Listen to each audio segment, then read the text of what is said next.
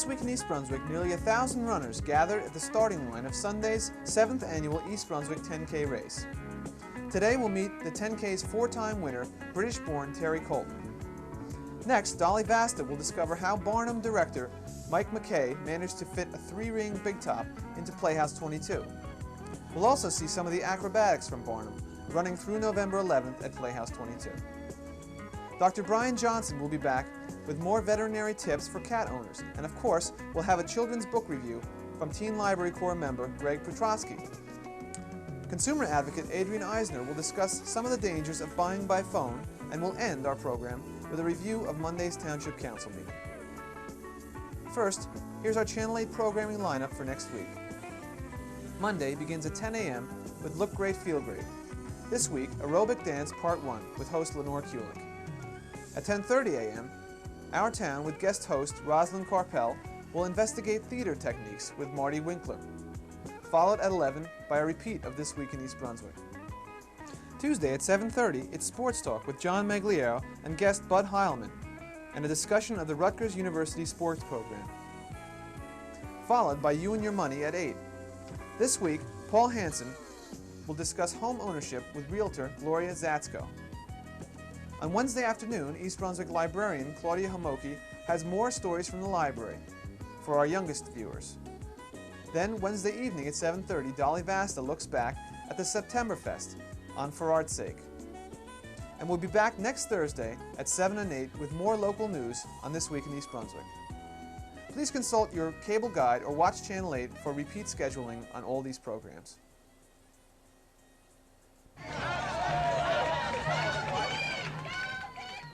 East Brunswick's 10K run was begun 7 years ago as a mid-December race geared for local college students home for Christmas break.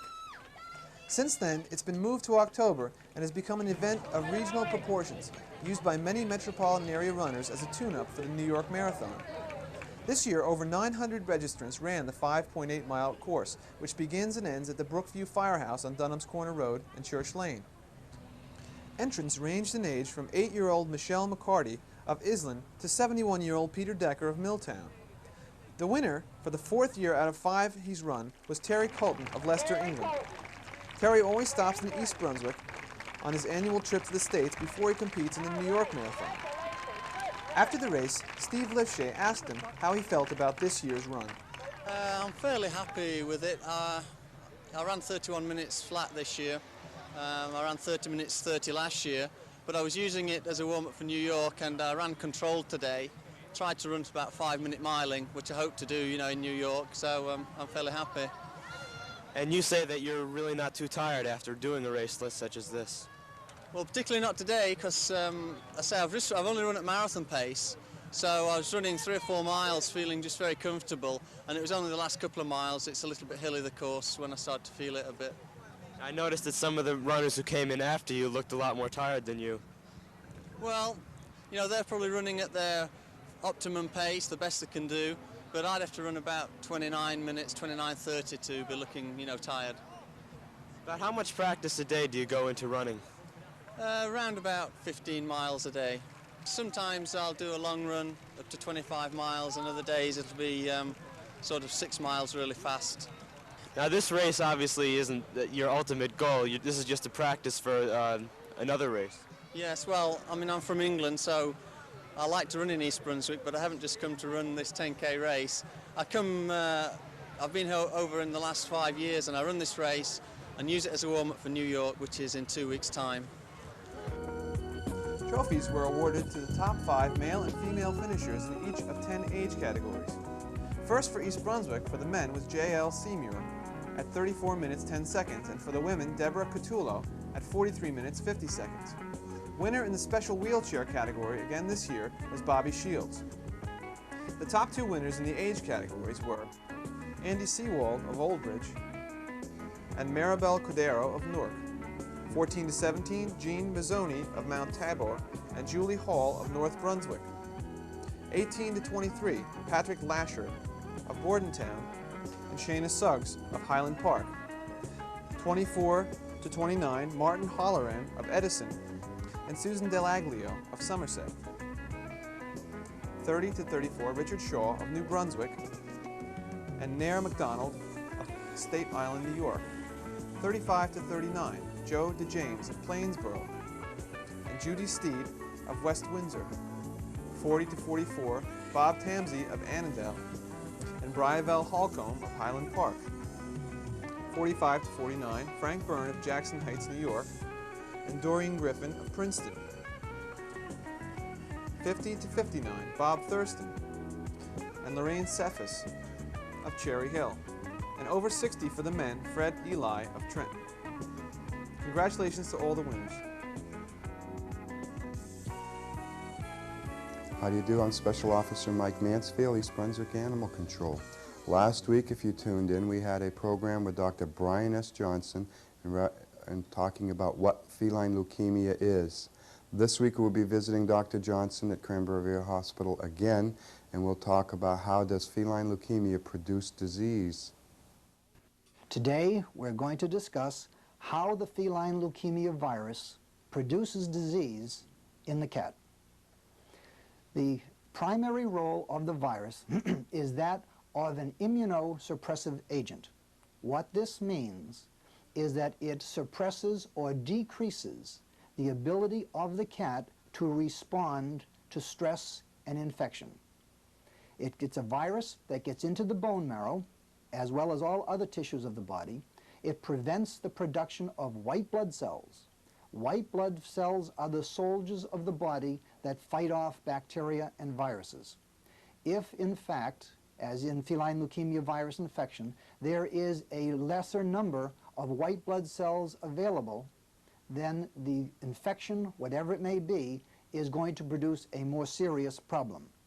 What might produce a very minor problem in the normal cat, such as an abscess or cystitis, could become a very severe systemic infection with blood poisoning, or a chronic cystitis or infection in the bladder that will not respond to medication. Some of the other things that we would normally expect to heal very quickly, such as an abscess or an infected gum, toxoplasmosis would become more prevalent, which is a small parasite. It prevents the body from fighting off the infections, both bacteria and viral.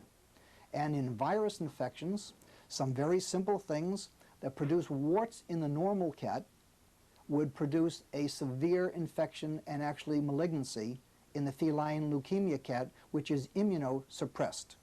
The cat has very, very little resistance, and these viruses that would normally be shed will then, in the cat that has the leukemia virus, produce leukemia, lymphosarcoma, and since it does get into the bone marrow, it will produce pronounced anemias. Anemia being a decrease in the normal red blood cells of the body. It prevents the body from carrying food and oxygen to the tissues, so that the cat will become depressed, what it might appear to be lazy, and this actually is the effect of the virus. Next week we will speak about prevention, treatment, and control in the feline leukemia virus. If you would like more information on the subject, if you'd like to send a stamped self-addressed envelope to the Cranberry Veterinary Hospital, we will be happy to send you an information booklet on the feline leukemia virus. We'll see you next week. The popular Broadway musical Barnum has come to East Brunswick's Playhouse 22 and has brought with it a number of technical problems for director Mike McKay. While the play was still in rehearsal, Dolly Vasta spoke to Mike about his part in the production. Mike, tell me, why did you ever pick such a complicated show like Barnum to direct? Well, I think that the first song in the show really tells the answer to that. There's a sucker born every minute. And here I am. And here you are. Yeah. Have there been times that you have been sorry that you took it on? No. No? No. You did pause there. I noticed there was just a small hesitation. No, there are always problems, but no, I'm not sorry. Not sorry at all. Okay, what was your biggest problem in mounting this show seriously? Safety for my actors, making sure that nobody gets hurt, because we're doing many of the things that they did on Broadway with the trapezes and the tight ropes and swinging through the air. I just didn't want anyone hurt. Now, I know that they are not gymnasts per se, many of them, and many of them have never learned I mean, or rather never knew how to juggle or to walk or across one of these bars or to swing on a trapeze, where have they learned?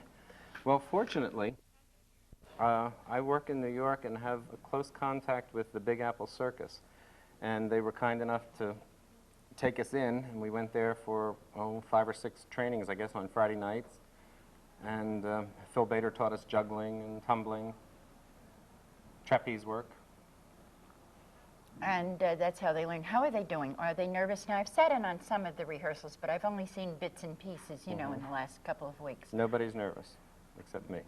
No one's nervous. Right. No, I was nervous tonight on the trapeze doing the opening, especially when they took the ladder away from underneath me.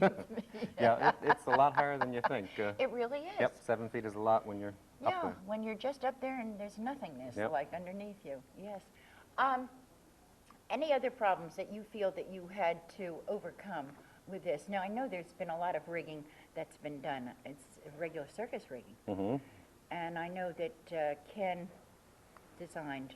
Yeah, Ken Stelma. Yeah, there are a lot of design problems. We're trying to do things like lift 300 pounds of people. And, of course, the community theaters just aren't equipped for that. That's true. But by the time we open, we'll be ready for it. Well, Mike, when you were auditioning for this show, don't you dare make me laugh. When you were auditioning for this show, what were the requirements that you were looking for? Well, I had a lot of requirements, Dolly. Most of all, energy. I think I wanted a cast that was just bursting with energy. Then I needed all those energized people to be able to sing, dance, and have some basic tumbling experience or some gymnastic experience so that we could work with it. How many of them actually had gymnastic experience? None. No, one or two could do cartwheels, or several people could juggle, which was nice. Okay. How have they come along? Now, you've got a week to go before you open. Exactly a week. How do you feel about where you are right now? In not only rehearsal time, but in their perfecting their gimmicks that they have to do, their tricks. I feel confident. I feel that we're ready, or we'll certainly be ready by next Thursday. Well, from what I have seen so far, I think you will be too. In fact, they look good. Yeah, they really do. Can you think of anything else that you might want to talk about for the production itself?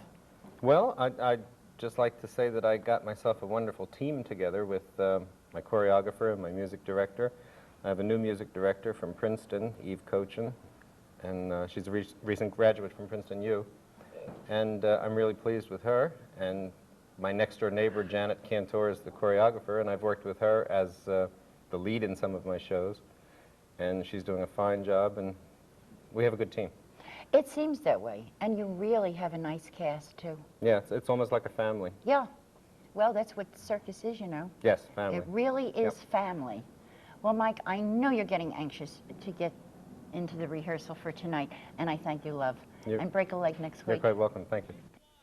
Barnum will be at Playhouse 22 through November 11th. For further information, call 254-3939. Now it's time for Kids Comments. Quick.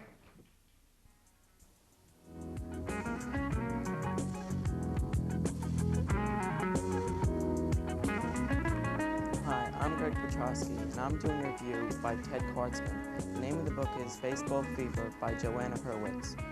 Baseball Fever is about a boy named Ezra who is addicted to baseball. His favorite team is the New York Mets, and he knows a lot of baseball history. Ezra's father gives him an electronic chess game for his birthday, but Ezra doesn't like it much, so he keeps watching baseball instead. One day, Ezra's father asks Ezra to get some stamps, but Ezra is watching a baseball game and never gets the stamps. After never paying attention to his father, Ezra is supposed to go on a trip with him to Albany. What will happen then? To find out, read this book.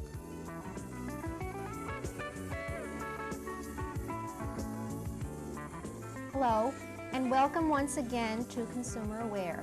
I'm Adrienne Eisner of the East Brunswick Consumer Affairs Office. Today we're going to be talking about buying by phone. If you work at a small business or organization, you probably order some of your supplies by phone. And you'll probably find most telephone salespeople honest and from reputable companies. Unfortunately, this is not always the case. There are some telephone solicitors who use illegal tactics to make sales or send merchandise that is misrepresented, unauthorized, or unordered. These solicitors are often called Watts line hustlers because they operate using long-distance phones to sell to business firms and organizations. You should know how to protect your business or organization from these illegal practices and what to do if you have a problem with a Watts line hustler. They target all kinds of businesses and organizations, from restaurants, professional offices, and religious groups to schools and hospitals. They sell products needing constant replacement, such as office supplies, pens, pencils, typewriter ribbons, ink, and toner. Here are some of the tactics they use. They rarely deal with authorized purchasing agents. They try to speak with an employee unfamiliar with purchasing procedures. They may mislead you into thinking that they are your regular suppliers. They may pressure you into making an immediate order. They may offer you so-called bargain prices if you order right away. They may falsely tell you that prices are going up tomorrow, a warehouse is overstocked, or a limited supply of government surplus is available. They may offer free gifts. Often the gift never arrives or is worth much less than promised. They may misrepresent the quality, type, size, price, and brand name of their products. If you receive unordered merchandise by private delivery, don't accept the shipment. If you have already accepted it, write the sender a certified letter and get a return receipt. Demand proof of your order. Tell the sender that unless they pick up the merchandise within 30 days, you will dispose of it. If you receive unordered merchandise through the United States mail, federal law states that you can keep it as a free gift. You can also refuse a shipment arriving by United States mail if you don't open it. It is illegal to send bills for unordered merchandise through the United States mail. So, to protect your business against Watts line hustlers, never order goods by phone if you have any doubts about the salesperson or company. Use authorized purchasing agents for ordering, receiving, and paying for supplies. Inform all employees about your organization's purchasing, receiving, and paying systems. If you have any questions about buying by phone or any other consumer-related problems, please make sure to call us at the East Brunswick Consumer Affairs Office. We're located in the municipal building, and our hours are from 9 to 5, Monday through Friday. Our telephone number is 390-6954. Please join us again next week on Consumer Aware.